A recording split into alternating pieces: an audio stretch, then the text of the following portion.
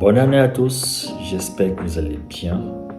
2025 a été une année très compliquée mais nécessaire. Aujourd'hui, je ne vais rien vous apprendre de technique, je vais vous parler de moi, je vais vous parler de 2025 et je vais vous parler de ce qui arrive en 2026. En 2025, en ce qui concerne la création de contenu, honnêtement, c'est catastrophique. C'est catastrophique. Sur YouTube, j'ai réussi à créer uniquement 4 vidéos qui ont été publiées. Bien sûr, j'ai fait des vidéos privées, des vidéos de formation privée, mais c'était pas sur YouTube, donc ça ne compte vraiment pas. Et c'est vraiment un bilan assez négatif en ce qui concerne la création de contenu sur YouTube. La thématique principale, vous la connaissez, c'est Flutter Flow. Depuis 2024, j'ai maintenu la thématique Flutter Flow et 2025, j'ai uniquement parlé de Flutter Flow dans ces vidéos-là. Donc, en 2025, j'ai vraiment pas été régulier. Et je veux même dire que j'ai été absent de YouTube. Ce qui justifie ça, c'est que en 2025, j'ai passé presque 300 jours vraiment de l'année à bosser sur des projets.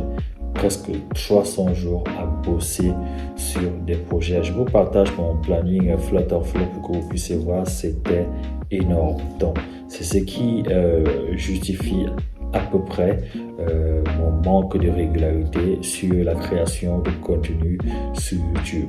2025 aussi a été une très bonne année en tant que prestataire de services, en tant que créateur d'applications pour des clients. Vraiment, c'était une très belle année. En 2025, j'ai accompagné, je peux dire, je crois j'ai accompagné 10 clients, oui, j'ai accompagné 10 clients dans la création partielle et totale de leur application.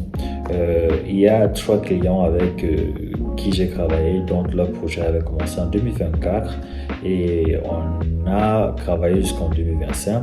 Il y a un client de ces 3 clients avec qui j'ai totalement fini l'application et les autres, voilà, les projets soit sont encore en cours, soit sont interrompus et les 7 autres clients sont des clients dont j'ai bossé sur des accompagnements partiels et la création partielle des applications. Donc, je peux dire que vraiment, en tant que prestataire de services, en tant que créateur d'applications en 2025, mon année a été vraiment un franc succès.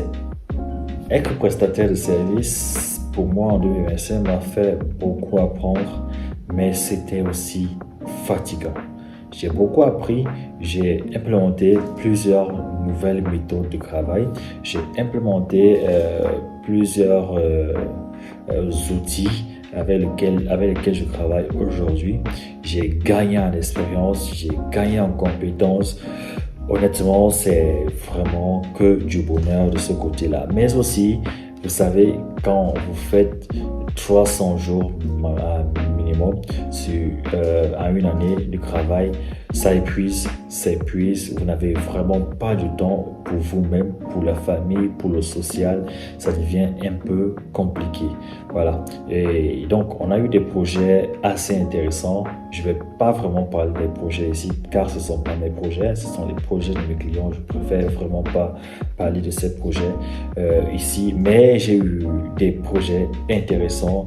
J'ai eu aussi des projets difficiles, comme j'ai aussi eu normalement certains litiges dans mes projets. Bon, ça c'est normal, ça arrive toujours et c'est ça. À l'instant où on est humain et on décide de collaborer avec d'autres humains, c'est normal qu'un litige puisse arriver. Donc j'ai eu des litiges aussi. Je vais dire 2 litiges sur les 12 clients. En fait, j'ai réussi à conclure 10 clients, mais j'ai eu 12 au total. Et j'ai eu 2 litiges assez sérieux qui ont conduit aux interruptions de projets et même en arrêt. Je veux même dire, c'est conduit aux arrêts des projets. Donc, ça, c'est ce qui concerne le côté prestataire de services en 2025. Comme galère en tant que prestataire de service, honnêtement, je me suis retrouvé avec plusieurs projets, c'est bien. J'ai eu des projets avec lesquels le travail avance. le paiement ne suit pas.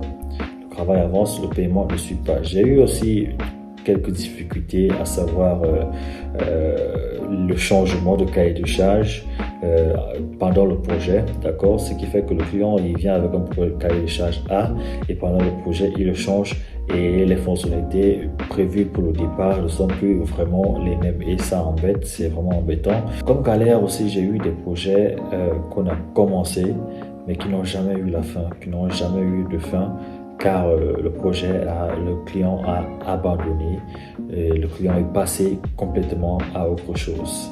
Donc c'est aussi une galère qu'on peut citer parmi la liste des galères. Et parmi les réussites, honnêtement, j'ai eu beaucoup de réussites en tant que prestataire de services en 2025, car j'ai eu beaucoup de retours positifs, même pour des clients pour qui j'ai développé des fonctionnalités dans leur application. C'est ce que j'appelle du développement partiel. J'ai eu beaucoup de retours positifs, même avec les clients avec qui j'ai eu des litiges. Même eux, je crois qu'ils vous diront toujours que j'ai fait du bon taf. Et voilà, on n'a pas pu s'entendre, c'est humain. Et j'ai eu beaucoup de retours positifs dans ces applications-là. J'ai plusieurs applications dont j'ai travaillé, même qui sont déjà aussi en mode production. Et je peux dire que ça fait partie de mes réussites. Ça fait partie de ce que j'ai aimé en 2025. En 2025, j'ai dû prendre des décisions assez difficiles, mais nécessaires. J'ai dû revoir complètement ma manière de travailler, ma méthode de travailler, surtout en ce qui concerne les finances et le volet travail. Car un projet, en tant que prestataire de service, lorsque je reçois un projet, c'est vraiment pas du bénévolat, les finances doivent suivre un projet. Donc, il y a un projet, si on s'entend sur un prix, voilà, j'ai dû revoir beaucoup de mécanismes là-dessus et je crois que les prochains clients ou bien les clients actuels connaissent déjà comment ça fonctionne et voilà, je pense que ça fait partie des réussites aussi que j'ai eues en 2025. Donc on n'est pas là juste pour travailler, on est aussi là pour apprendre. Et apprendre, c'est pas juste apprendre à coder, mais apprendre même à manager les gens, à manager des projets. Et c'est aussi ça que j'ai pu retenir comme leçon en 2025. En 2026, je reste dans la création d'applications, mais je refuse de m'enfermer dans la bulle Flutterflow. J'ai envie d'aller découvrir d'autres horizons. J'ai envie de découvrir le vibe coding que je côtoie déjà depuis quelques mois aujourd'hui et dont je maîtrise, je peux dire, beaucoup d'aspects déjà à l'heure où on parle. Et j'ai testé le vibe coding, j'ai créé même une application avec un vibe codant et je crois qu'en 2026 je vais aller explorer donc d'autres horizons.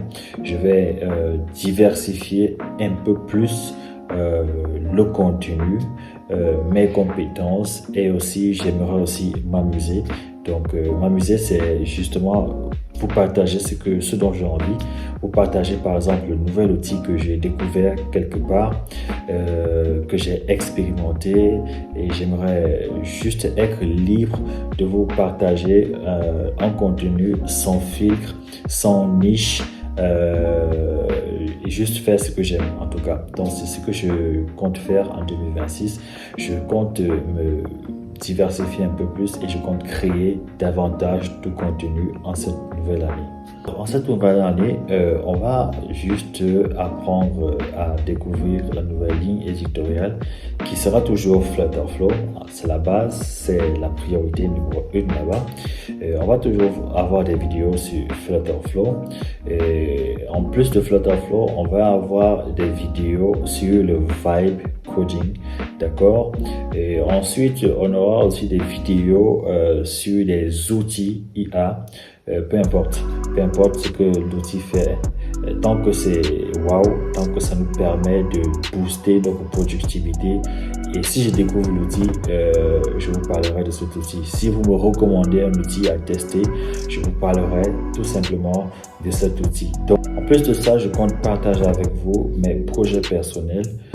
Je compte vous partager mes storytelling, mes expériences, mes retours d'expérience.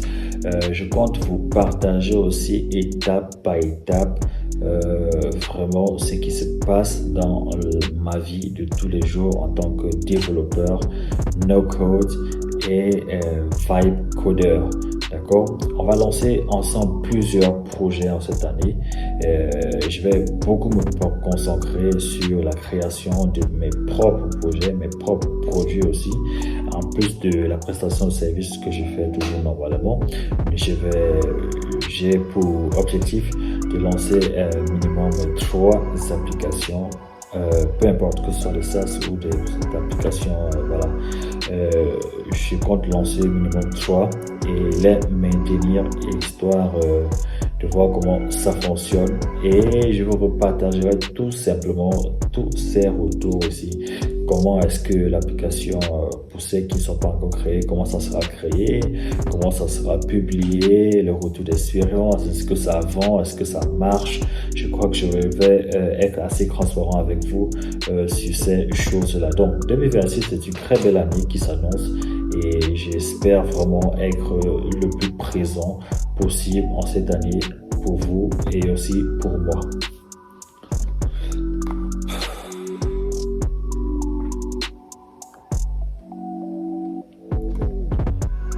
Alors, en 2026, j'ai réactivé plusieurs comptes.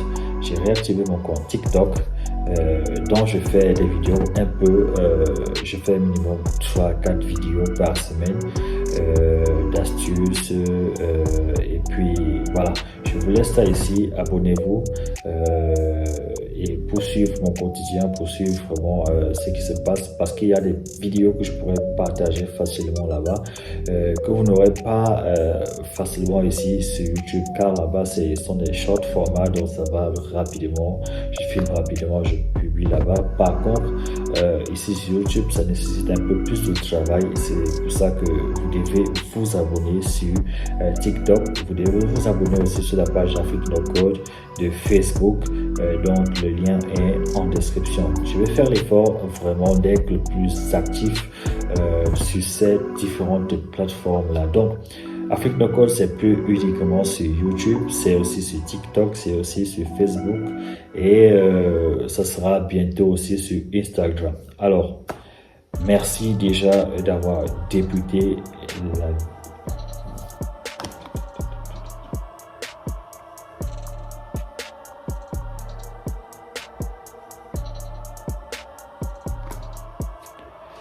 Alors, si vous avez regardé la vidéo jusqu'à la fin, abonnez-vous.